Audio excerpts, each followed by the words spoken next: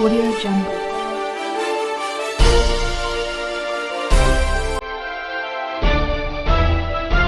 Audio Jungle. Shivpal Yadav से जुड़े सवाल क्यों पूछते हो? डिप्टी सीएम केशव प्रसाद मौर्य बोले, मुझसे सपा बहादुर अखिलेश यादव का सवाल करो। शिवपाल का सपा में कोई वजूद नहीं। हमारे विरोध के कारण मैनपुरी में सपा ने साथ में लिया। यूपी के कौशाम्बी जिले में दौरे पर आए प्रदेश के उप मुख्यमंत्री केशव प्रसाद मौर्य शिवपाल से जुड़े सवाल सुनकर मीडिया कर्मियों पर भड़क गए। उन्होंने स्पष्ट किया कि उनसे केवल सपा मुखिया अखिलेश यादव से जुड़ा सवाल किया जाए। सपा में शिवपाल का कोई वजूद नहीं है। उनके विरोध के कारण ही मैनपुरी के चुनाव में सपा ने साथ में लिया।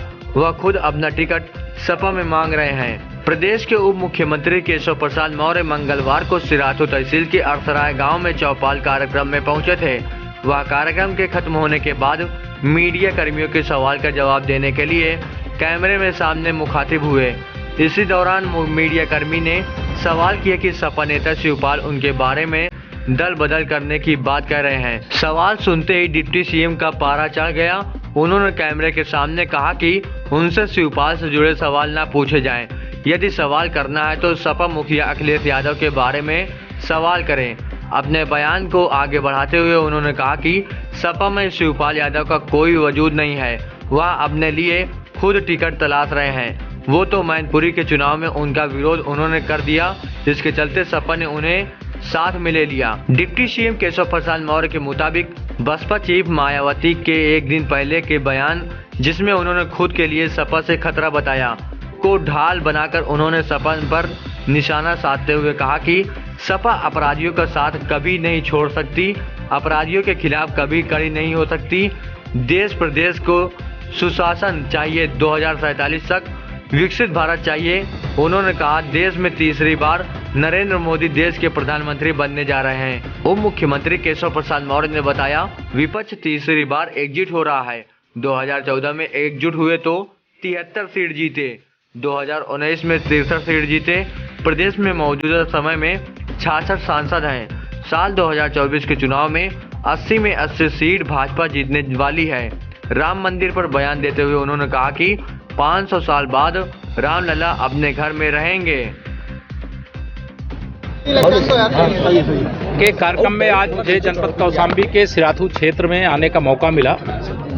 भारी भीड़, भारी उत्साह और भारी समर्थन।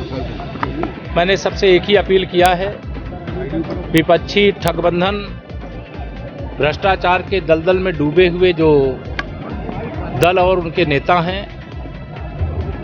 जिनका राजनीतिक भविष्य जनता ने एकदम समाप्ति की ओर पहुंचा दिया है, 2024 में वह यह कोशिश कर रहे हैं कि वह सारे लोग एक होकर के माननीय प्रधानमंत्री नरेंद्र मोदी जी को तीसरी बार प्रधानमंत्री बनने से रोक लेंगे। मैंने एक ही सवाल किया, बताओ आप तीसरी बार मोदी सरकार चाहते हैं कि नहीं? चारों तरफ एक स्वर से कि मोदी तीसरी बार मोदी सरकार बनेगी और घर घर में खुशहाली पहुंचे। बस इतना फर्ज निभाना है, बाकी सब मोदी कर देंगे, कमल का बटन दबाना है।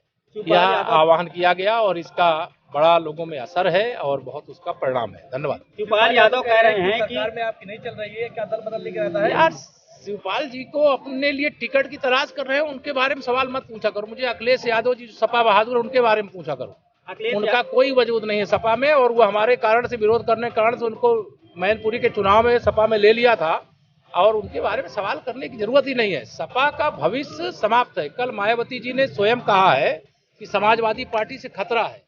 यह समाजवादी पार्टी गुंडागर्दी का रास्ता कभी नहीं छोड़ सकती, माफियाओं का साथ कभी नहीं छोड़ सकती, अपराधियों के विरुद्ध कभी खड़ी नहीं हो सकती। और अब देश प्रदेश को सुशासन चाहिए, विकास चाहिए, विकास की गारंटी चाहिए। 2047 में विकसित भारत चाहिए, तीसरे नंबर की अर्थव्यवस्था तीसरी बार मोदी सरकार ला करके देने की काम करेगी। आत्मनिर्भर भारत बन रहा है, शक्तिशाली भारत बन रहा है, गरीबी से मुक्त भारत बन रहा है। 22 जनवरी को रामलला अपने जन्म स्थान पर 500 साल बाद बहुत आंदोलन हुए, बहुत बलिदान हुए, बहुत संघर्ष हुए, लेकिन अगर श्री राम जन्मभूमि पर आज भव्य मंदिर बन रहा है तो प्रधानमंत्री माननीय नरेंद्र मोदी जी के नेतृत्व में सरकार बनने के कारण बना। यादव कह रहे हैं कि जो माफिया है उनको बीजेपी शामिल कर लेती, पदाधिकारी बना देती। देखिए, अखिलेश जी फ्रस्ट्रेशन में है सत्ता के बिना। जैसे मछली पानी के बिना तड़पती है, वैसे अखिलेश यादव जी और राहुल गांधी जी सत्ता के बिना मछली की तरह तड़प रहे हैं। इस प्रकार की बातें बोलते हैं। अपराधियों के खिलाफ हम कार्रवाई करते हैं तो कार्रवाई क्यों करते हो, बिलबिला उठते हैं, चिल्लाने लगते हैं। शिवपाल यादव कह रहे हैं कि कौन? विदेश मंत्रालय का मामला है, विदेश मंत्रालय देखेगा। लेकिन भारत अब वो भारत है, हम किसी को छेड़ते नहीं। लेकिन भारत आज ऐसी स्थिति में है कि कोई हमें छेड़े तो हम उसे छोड़ते। शिवपाल यादव कह रहे हैं यार, कि शिवपाल पे क्यों सवाल पूछते हो बार बार? हाँ, उनकी टिप्पणी से रामलला के जन्मस्थान पर रामलला का विराजमान होना नहीं रुकने वाला है। ऐसी जो टिप्पणी करते हैं, भगवान श्री राम जी के चरणों में प्रार्थना करता हूं उनको सद्बुद्धि दें। भगवान राम सबके थे, सबके हैं, सबके रहेंगे। रामलला का मंदिर सबके लिए बन रहा है, हिंदू हो चाहे मुसलमान, सबके लिए बन रहा है। मुसलमान भगवान नहीं मानता होगा तो उनके पूर्वज हैं। हिंदू ने भगवान मानता है, इस रूप में पूजा करेगा। हर ग्राम अयोध्या धाम, हर मंदिर श्री राम मंदिर। 14 जनवरी से 22 जनवरी स्वच्छता अभियान, इसके लिए सबने संकल्प लिया है। धन्यवाद। सीएम हर बार आते हैं तो कुछ सौगात को शामिल देते हैं, इस बार क्या दे रहे हैं? देने का कोई नहीं, जो है सरकार का खजाना खुला है। बहुत बहुत धन्यवाद।